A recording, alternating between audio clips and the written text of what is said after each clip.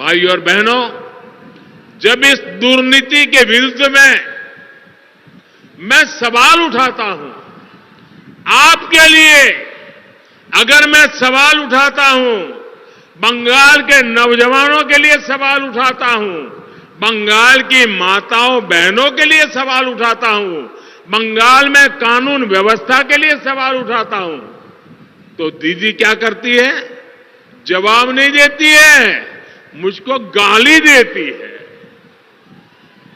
कहती है मोदी से कान पकड़वाकर उठक बैठक करवाएगी।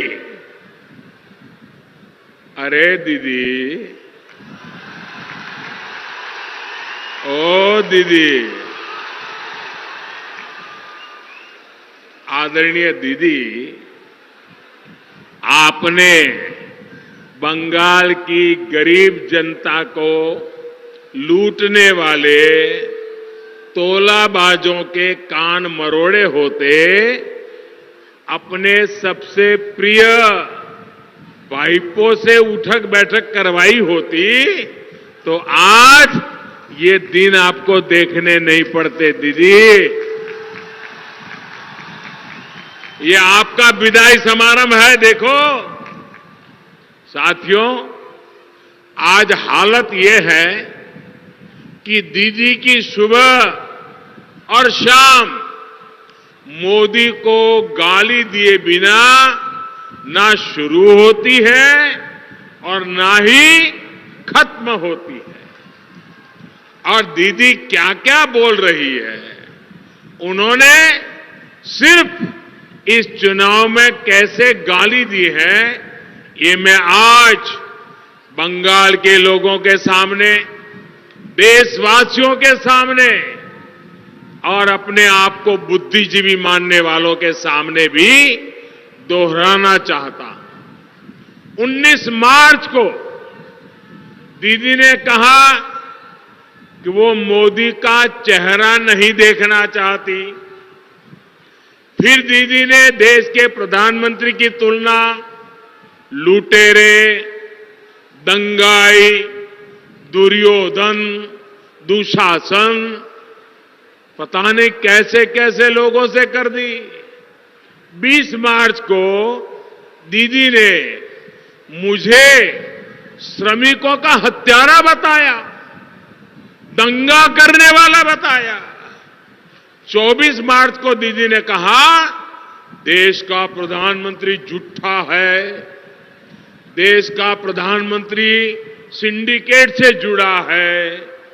25 मार्च को दीदी ने जो कहा वो बताने से पहले मैं बंगाल के संस्कारी जनता की माफी मांगता हूं।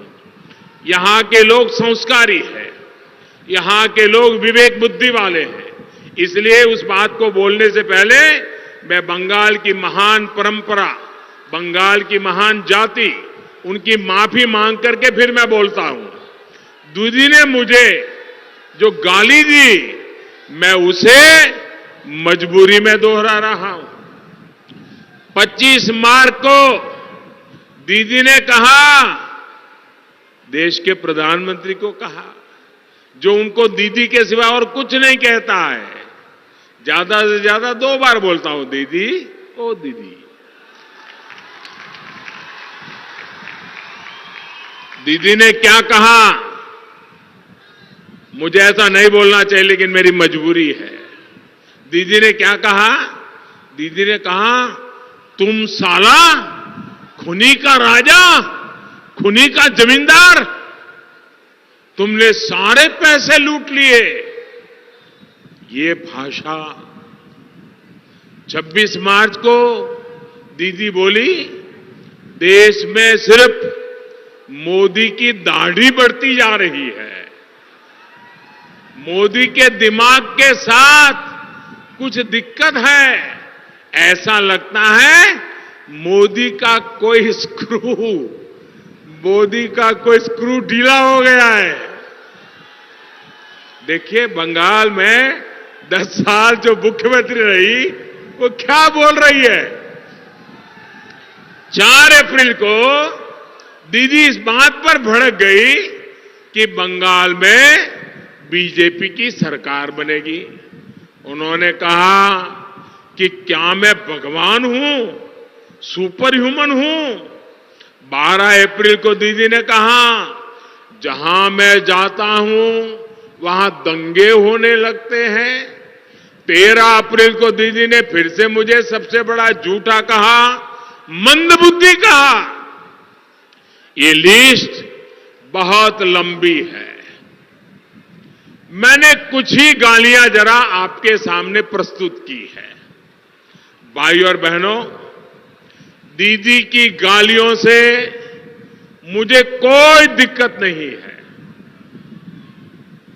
दीदी, आप मुझे जितना कोसना है कोसिए, जितनी गाली देनी है दीजिए, लेकिन कम से कम बंगाल की महान परंपरा को, बंगाल की महान संस्कृति के, उसको, बंगाल के कल्चर को मेहरबानी करके मत भूलिए। देश की जनता बंगाल की समृद्ध विरासत, यहां के लोगों की वाणी, वर्तन, उस पर गर्व करती है। बंगाल के लोगों ने पूरी दुनिया में भारत का गौरव बढ़ाया है। इसलिए दीदी की इन गालियों ने मोदी का अपमान किया हो ऐसा नहीं है।